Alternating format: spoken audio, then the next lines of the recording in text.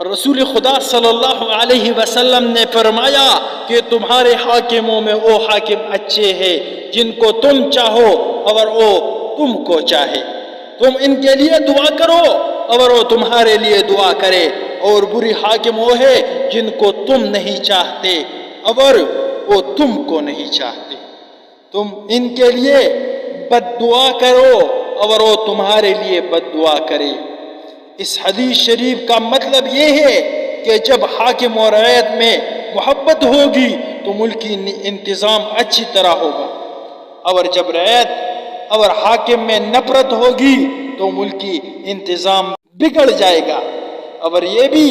معلوم ہوا کہ حاکموں کو چاہیے کہ وہ انصاف کرے اور ظلم کرنے سے بچے، کیونکہ رسول خدا صلی اللہ علیہ وسلم نے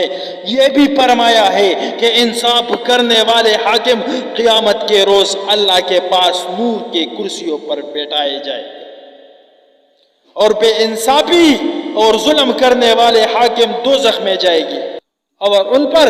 اللہ نے جنت کو حرام کر دیا ہے۔ حضرات، اگر آپ نے ہمارے چینل کو سبسکرائب کریں اور ساتھ میں گھنٹی کا بٹن بھی دبائیے تاکہ ہمارے نئی ویڈیو